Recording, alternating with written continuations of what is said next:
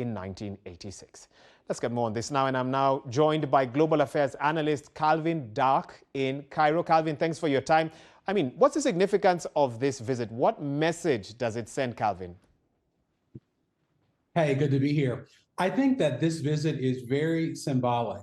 And from Taiwan's perspective, it sends the message that just because eSwatini is the last African country, the only African country now to recognize Taiwan as an independent country, that Taiwan hasn't given up on pursuing relationships with African countries and maybe making partnerships, particularly economic ones.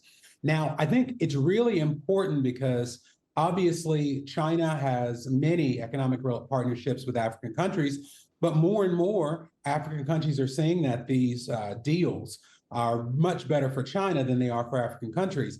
And so Taiwan could position itself as an alternative, not nearly as big of an alternative economically, but an alternative in some areas. So I think that is on the mind of the Taiwanese president and other African countries monitoring and watching this visit.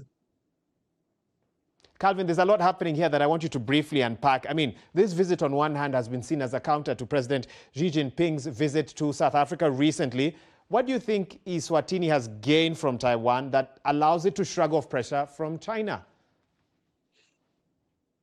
Well, I don't think that the main objective of this visit is to counter the recent visit of Xi Jinping into South Africa. But I also know that there are no coincidences in politics. It sends that message. It sends that message that Taiwan will continue to try to be on the world stage and assert its independence on the world stage, despite increasing threats from China.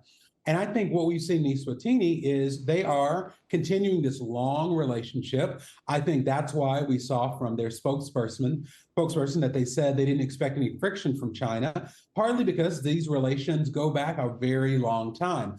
But the times are changing, and China is ever more increasing its hold, or at least trying to increase its hold on Taiwan. So it'll be interesting to see if China will use economic pressure with eSwatini to change it so it won't be the only African country to recognize Taiwan. What do you see as the thought process in other African countries? Do you think they're closely monitoring this visit, and how could this sort of set the stage for what other relations could look like with African countries and China and other African countries and Taiwan, briefly? Well, I think that African countries are going to be looking, as a relation sometimes sour with China, Taiwan could be an alternative. But I also hope that they are looking at this as a way to put pressure on China, that if they want to make these deals a bit fairer with China, maybe they get closer to Taiwan. It would be a great diplomatic and political move on behalf of African countries. Okay. Calvin Dark, thank you so much for your time. He's joining us from Cairo there with some analysis on the visit by Taiwan's president to eSwatini. Now,